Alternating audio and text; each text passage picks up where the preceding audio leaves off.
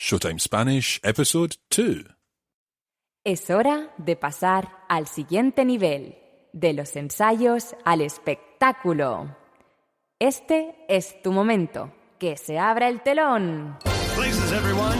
It's showtime! Curtains up, light the lights. It feels just like opening night. We practiced hard, I know. But now it's time to start the show. Step into the spotlight, 'cause you're the star tonight. With your Spanish skills at hand, this language is at your command. You'll be understood from Madrid to Bogota, Peru, Argentina to Nicaragua. No matter where you go, you'll have amigos. Break a leg, take a bow. It's showtime. Hola y bienvenidos a este segundo episodio de Showtime Spanish. Yo me llamo Mark. Yo, Alba. Alba, ¿qué tal estás hoy? Muy bien, gracias. ¿Y tú? Sí, estoy muy bien, gracias. Bueno, like last week, we're going to split the episode into 3 sections. El primer acto, el intermedio y el segundo acto. En el primer acto, Alba y yo vamos a hablar un poco y vais a escuchar. En el intermedio vais a escuchar a José y a Alba con su trabalenguas. Y en el segundo acto yo voy a explicaros un poco la gramática y prepararos para Verano Español, nuestra telenovela. Yes, but more about that later. Venga, Mark, empecemos ya.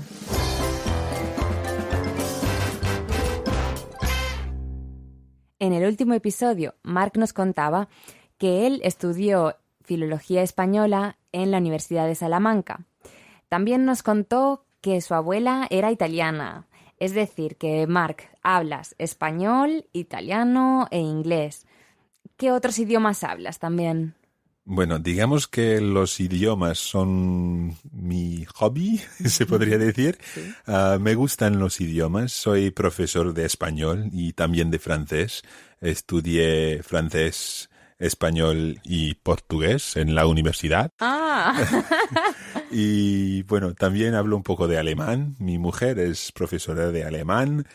Y además de eso, hablo un poco de noruego también. Bueno, y también me han contado que también hablas catalán. Lo sé yo, que has hablado conmigo, que soy de Barcelona, no me mientas.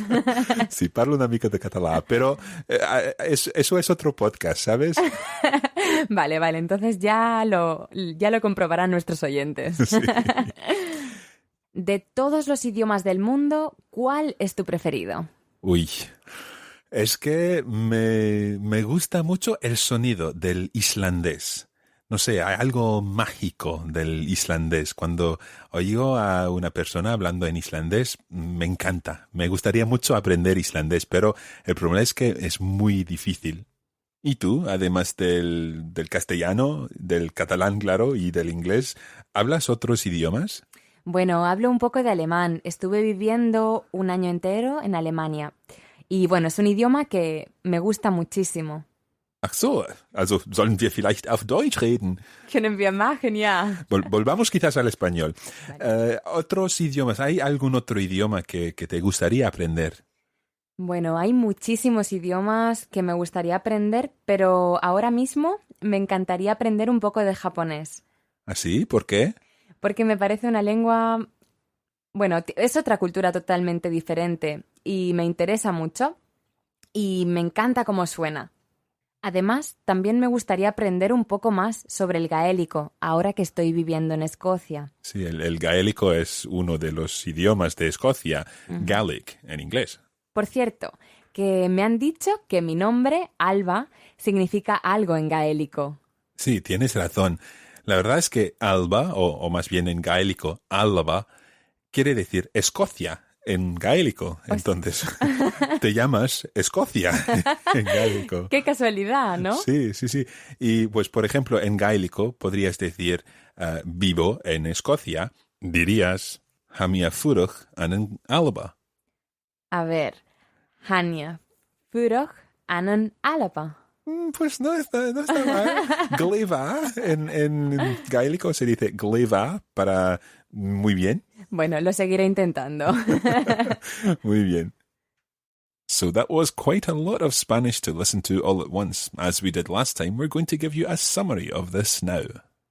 If you want to listen again to the conversation before you hear the summary, you can go back to roughly 1 minute 40 in this episode. Here's the summary now. A Mark le gustan los idiomas. Estudió francés, español y portugués en la universidad. Su mujer es profesora de alemán. Él habla también un poco de alemán, noruego y catalán. El idioma que más le gusta a Mark es el islandés. Alba habla alemán. Ha pasado 1 año viviendo en Alemania. A Alba le gustaría aprender el japonés. Le gustaría también saber un poco más sobre el gaélico. Y el nombre de Alba, su nombre quiere decir Escocia en gaélico. So, hopefully that's helped you understand our conversation. Bueno, volvemos después del intermedio. Hasta ahora.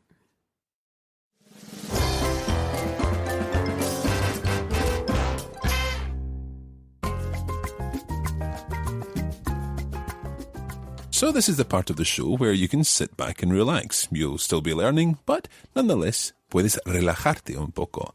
We're going to move straight over to José, who'll help you move your Spanish to the next level. Bueno, muchas gracias, Mark. Estoy encantado de poder volver al intermedio de Showtime Spanish. Here in the interval, I am going to show you how to respond like a native.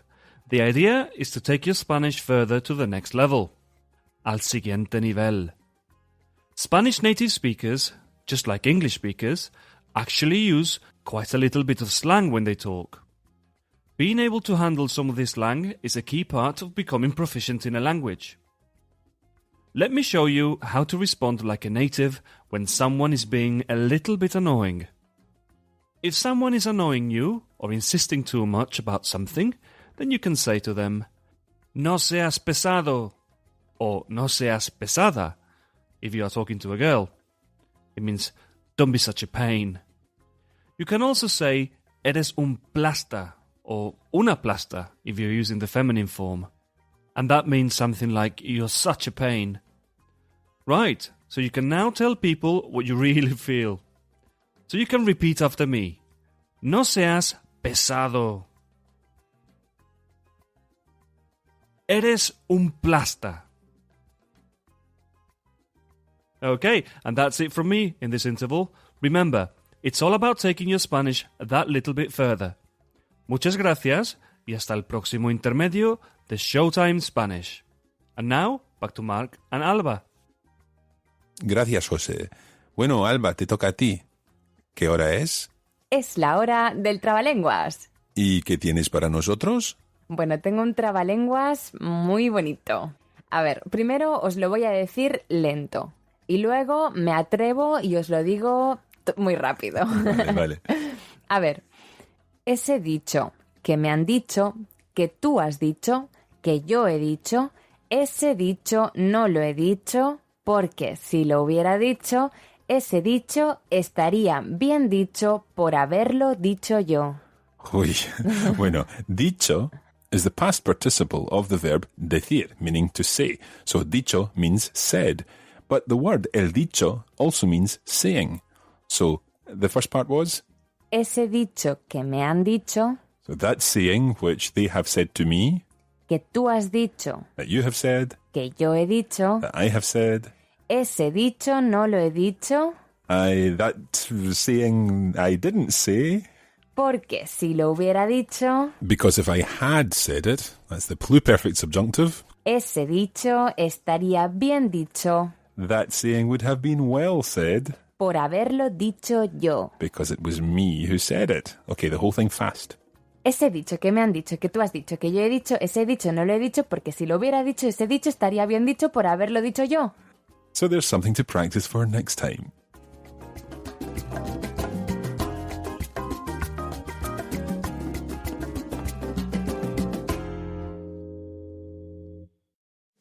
Break a leg, take a bow. It's showtime. Welcome back to Act 2 of Showtime Spanish, Episode 2. we're going to take a closer look at what was said in the conversation back in Act 1. Now, I should say that all the notes explaining all the language that was covered in the conversation are available from our website at showtimespanish.com. Today we're going to concentrate on a couple of the phrases that were used in the main conversation. To begin with, let's look at the word digamos. I said, bueno, digamos que los idiomas son mi hobby. Digamos, D-I-G-A-M-O-S, comes from the verb decir, and you probably recognize it as the present subjunctive. Now, the whole subjunctive conjugation goes like this. Diga, digas, diga, digamos, digáis, digan. So if we go back to the digamos part, that means we say. Now, obviously, that's dependent on a construction which requires the subjunctive. Let's take, for example, before we say. That would be antes de que digamos. Before we say no, you are going to do it. Antes de que digamos que no, lo vais a hacer. So you, plural, are going to do it. Lo vais a hacer. Or perhaps it might be, he wants us to say the truth or to tell the truth. Quiere, or él quiere que digamos la verdad. So digamos, normal part of the subjunctive. However, the we form of the subjunctive is also used as a we imperative. Now, you're probably thinking that the imperative can only really be a command to someone, so using the tú or vosotros or usted or ustedes form. However, there is also this we form. In this case, it's translated in English as let's do something. Digamos que los idiomas son mi hobby. Let's say that languages are my hobby. And we've come across this in other situations. For example, the name of José's section in the intermedio. Pasemos al siguiente nivel. Pasemos from pasar. It's the present subjunctive, the we form. So, pasemos, as opposed to pasamos. Pasamos al siguiente nivel would be, we are going on to the next level, we are passing to the next level. But pasemos al siguiente nivel means let's go on to the next level. It's this we, or the nosotros form of the imperative. Pasemos al siguiente nivel. Or, let's speak Spanish. Hablemos español. Notice the difference between hablemos español, let's speak Spanish, and hablamos español, we speak Spanish. So hablemos, present subjunctive, and also the imperative, the we imperative. There was another example of this further on in the conversation, where I said, let's return to Spanish, after we had spoken some German. So let's return to Spanish, coming from the verb volver. Volver in the present indicative, that's the opposite of the subjunctive if you like. The present indicative form is volvemos. However, in the subjunctive that becomes volvamos. So, quiere que volvamos al español. He wants that we return to Spanish, using the normal subjunctive. Quiere que volvamos al español. And if we just say volvamos al español, let's return to Spanish. Volvamos quizás al español. Let's return to Spanish perhaps. Volvamos from volver. And it's the present subjunctive or the we imperative form here. Now, before we leave the subjunctive, I'm going to mention one other phrase that was used. Alba at one point said, no me mientas. No me mientas means don't lie to me.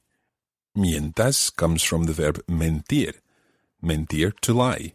And it's a radical changing verb, so the infinitive is mentir, but that becomes miento, I lie, mientes, miente, and so on. But of course, mentimos in the we form, in the nosotros form. So let's go back to no me mientas.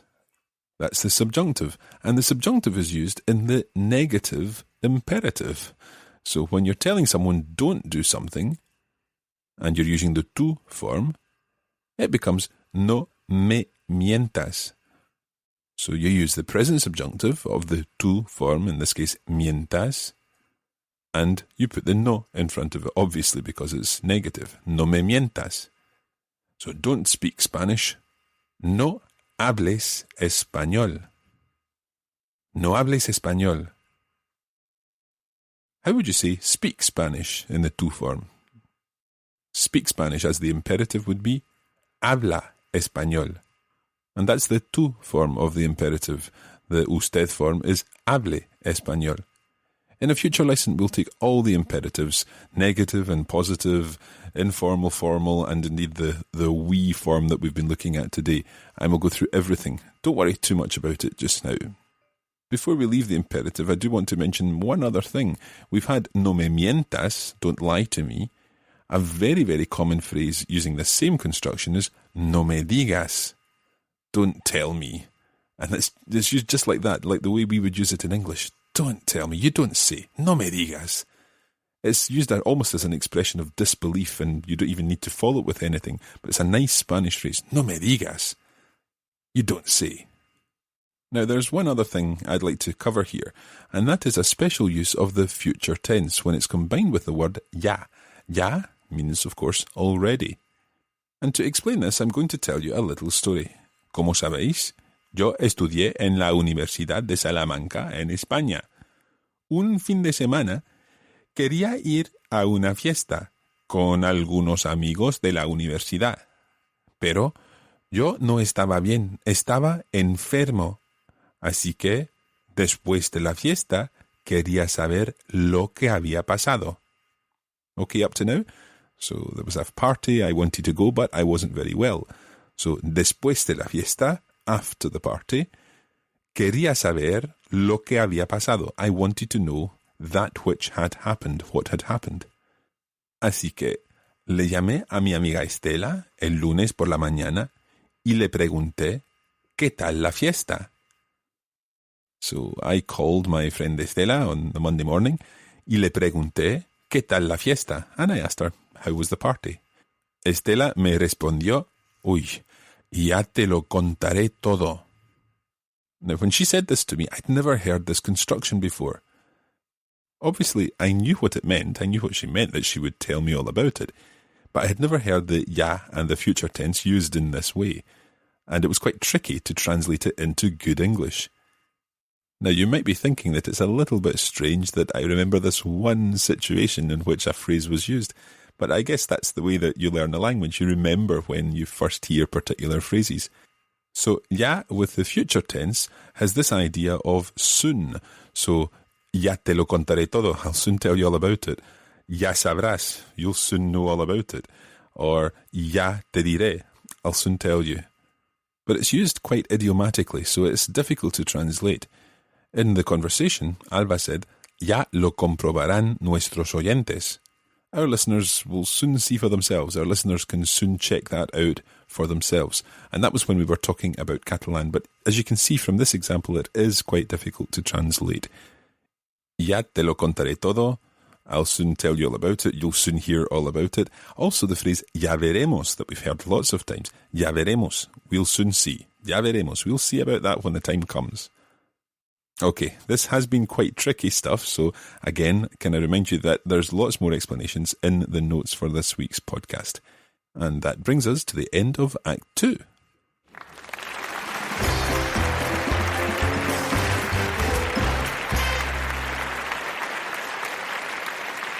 Bueno, Alba, ya basta por hoy. Bueno, vale. Esperamos que os haya gustado este episodio de Showtime Spanish. Now, you may remember last week that I said that we had a little bit of an announcement to do with Showtime Spanish, and that is that coming up in Lesson 5 is something a little bit different. Lessons 1 to 4 will continue as expected, but when we get to Lesson 5, we're going to be introducing something that will happen every 5th lesson.